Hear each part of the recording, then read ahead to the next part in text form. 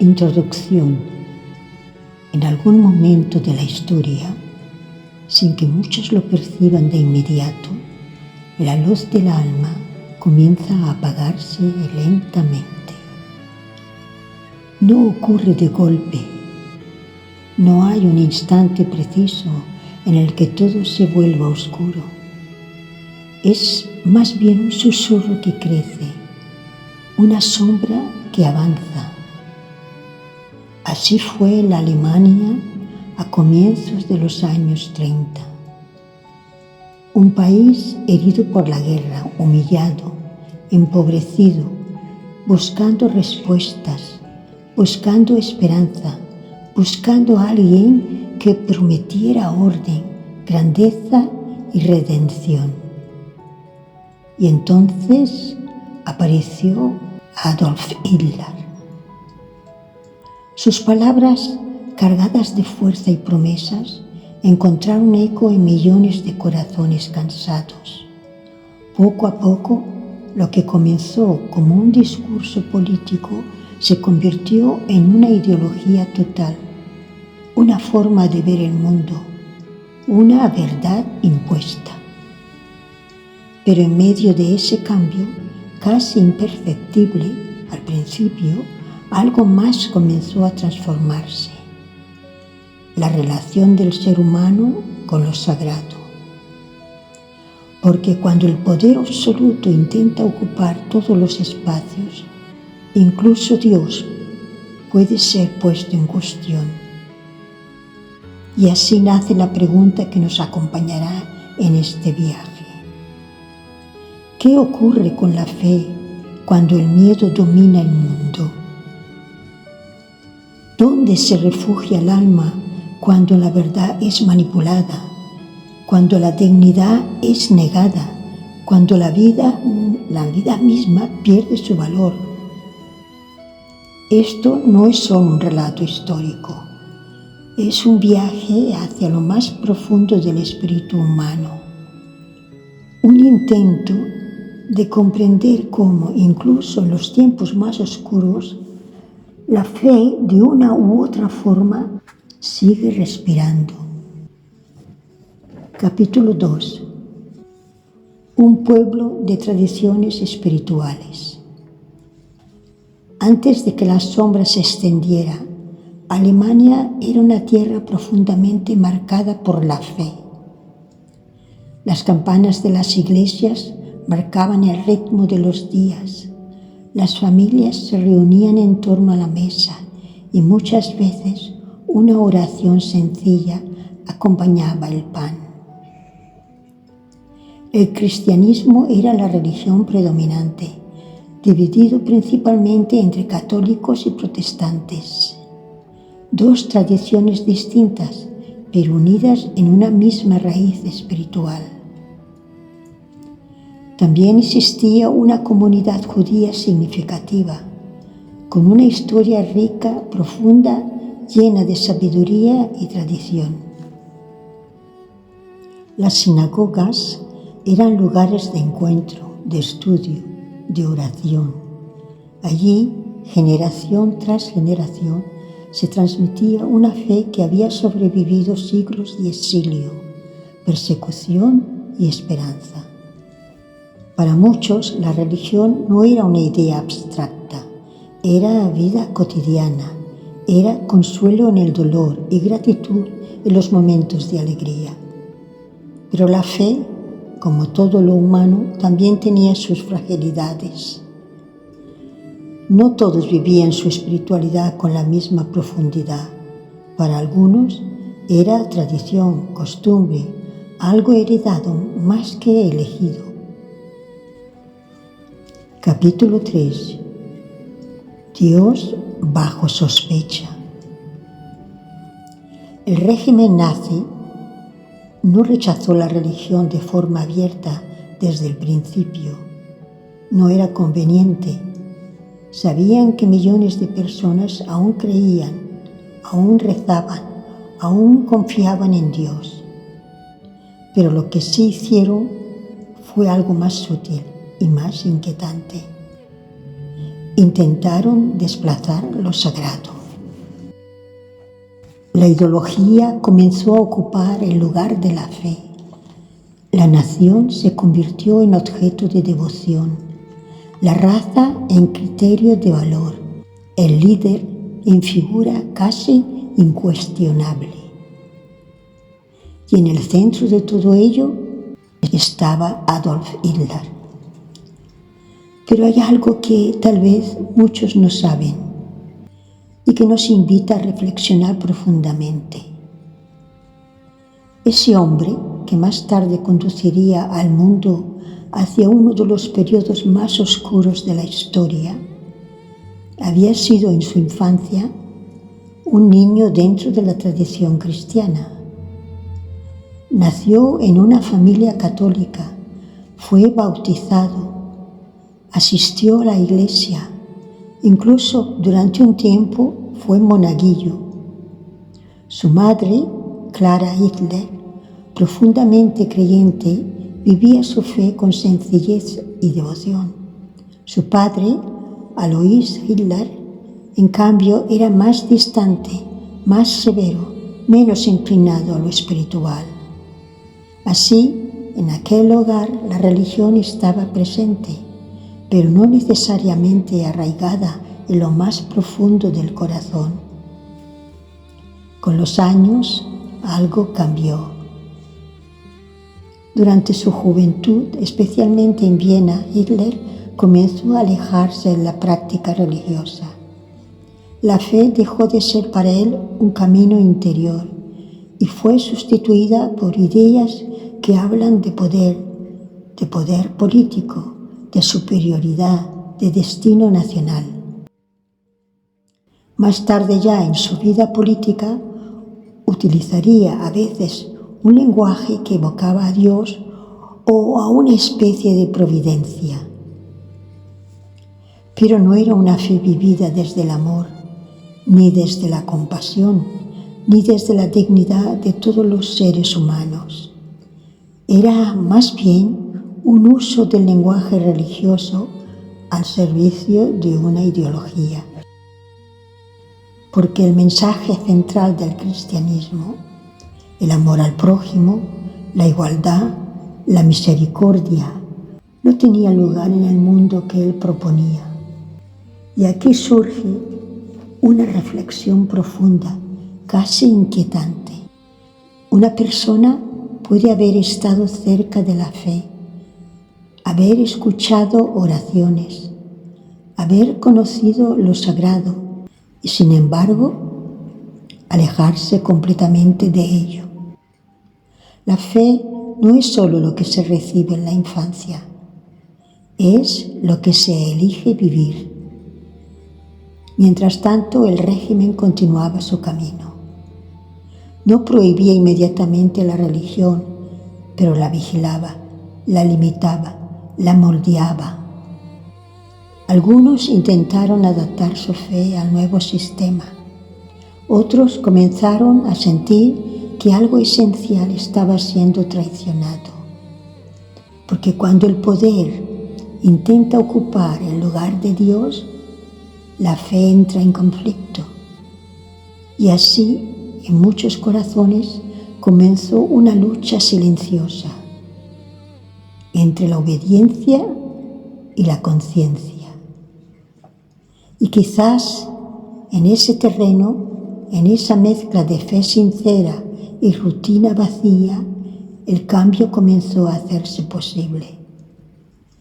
Porque cuando la fe no es vivida con conciencia, puede ser reemplazada lentamente, casi sin que nos demos cuenta.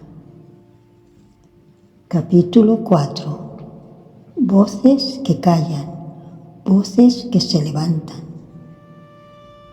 Las iglesias cristianas se encontraron ante una encrucijada. Algunos líderes optaron por el silencio, otros por la colaboración. Quizás por miedo, quizás por conveniencia, quizás por creer que podían proteger algo manteniéndose cerca del poder. Pero también hubo quienes no pudieron callar. Uno de ellos fue Dietrich Bonhoeffer, pastor, teólogo, hombre de fe profunda, que entendió que seguir a Dios no siempre significa estar a salvo. Se opuso al régimen, denunció la injusticia y finalmente pagó con su vida. Pero no estuvo solo. Hubo sacerdotes, pastores, creyentes, personas anónimas que ayudaron a perseguidos, que hablaron cuando otros callaban, que eligieron la verdad por encima del miedo. Y en ese contraste entre el silencio y la valentía aparece una de las preguntas más difíciles. ¿Es posible mantener la fe y al mismo tiempo cerrar los ojos ante el sufrimiento del otro? Capítulo 5. El pueblo judío. Para el pueblo judío, la llegada del nazismo no fue simplemente un cambio político. Fue el comienzo de una persecución sistemática, cuidadosamente organizada, que fue creciendo con el paso de los años. Aquí conviene comprender algo importante. Aunque los judíos eran una minoría muy pequeña dentro de la población, el régimen nazi los presentó como un enemigo total, culpándolos de muchos de los problemas del país. Esta visión no se basaba en hechos reales, sino en prejuicios antiguos y teorías raciales falsas. A esto se sumó también un interés económico, ya que sus bienes y negocios fueron confiscados, beneficiando al Estado y a otros ciudadanos. En 1935, las leyes de Nuremberg marcaron un punto de ruptura. De un día para otro, miles de personas dejaron de ser ciudadanos. Fueron excluidos, señalados, despojados de sus derechos más básicos. Y más tarde, en 1938, para los judíos, llegó una noche que quedaría grabada en la historia como una herida abierta. La noche de los cristales rotos. Sinagogas incendiadas, comercios destruidos, familias aterrorizadas. Fue una señal clara. La violencia ya no se ocultaba. Y sin embargo, incluso en medio de ese dolor indescriptible, la fe de los judíos no desapareció, se transformó. Se volvió silenciosa, íntima, escondida. En casas cerradas, con las ventanas cubiertas, algunas familias encendían una pequeña vela del Sabbat, no por costumbre, sino por resistencia. Rezar ya no era solo un acto religioso, era un acto de dignidad. Era afirmar, en medio del horror, seguimos siendo quienes somos. Los campos y el holocausto. Lo que comenzó como exclusión y violencia abierta no se detuvo ahí. Con el paso de los años, el régimen nazi llevó su ideología hasta sus últimas consecuencias.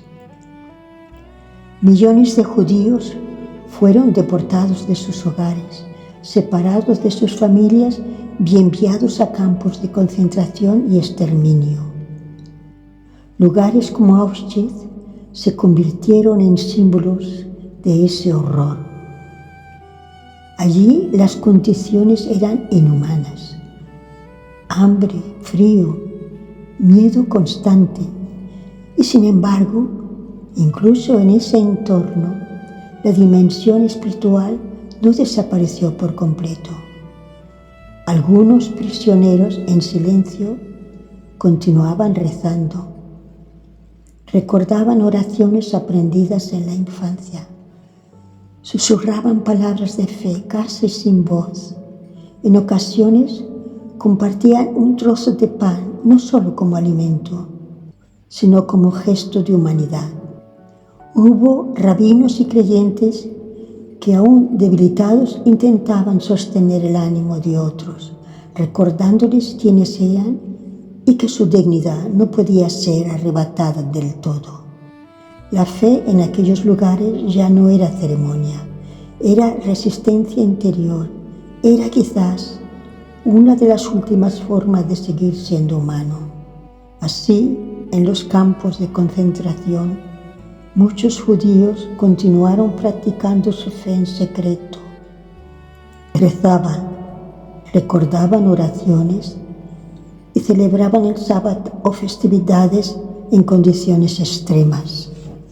Figuras como Edith Stein, nacida judía y convertida al cristianismo, fue asesinada en Auschwitz en 1942 y canonizada en 1998.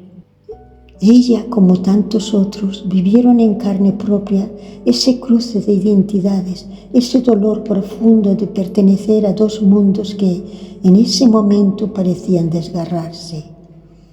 También Elie Wiesel, sobreviviente del Holocausto, aunque más joven, dejó testimonio años después de cómo la fe puede quebrarse y aún así seguir buscando sentido.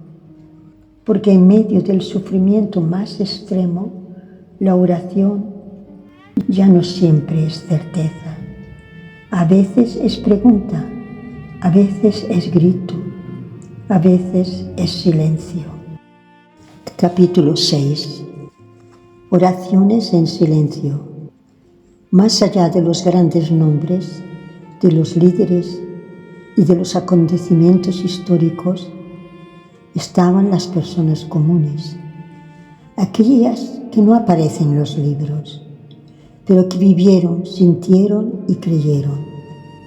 Madres que abrazaban a sus hijos en la noche intentando calmar un miedo que ni ellas mismas comprendían del todo. Ancianos que habían visto otra guerra y ahora veían como el mundo volvía a desmoronarse. Niños que aprendían demasiado pronto lo que era el miedo. En muchos hogares, lejos de miradas indiscretas, se rezaba, sin ceremonias, sin palabras elaboradas, apenas susurros. Dios mío, protégelos, que esto termine. En esos momentos la fe no era una doctrina, era un refugio. Hubo también creyentes que, movidos por su conciencia, decidieron actuar. Personas como Clemens August Graf von Galen, obispo católico que denunció públicamente los programas de eutanasia del régimen en 1941, arriesgando su vida. O Maximilian Kolbe, el franciscano polaco que en el campo de concentración de Auschwitz en 1941 ofreció su propia vida para salvar a otro prisionero.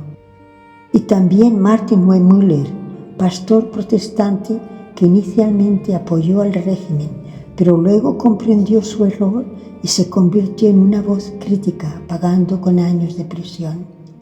Sus historias nos recuerdan que la fe no siempre es apacible.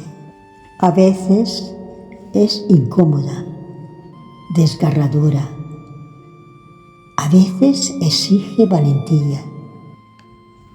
Capítulo 7. ¿Dónde estaba Dios? Esta es la pregunta que atraviesa toda esta historia, la más profunda, la más difícil, la más humana.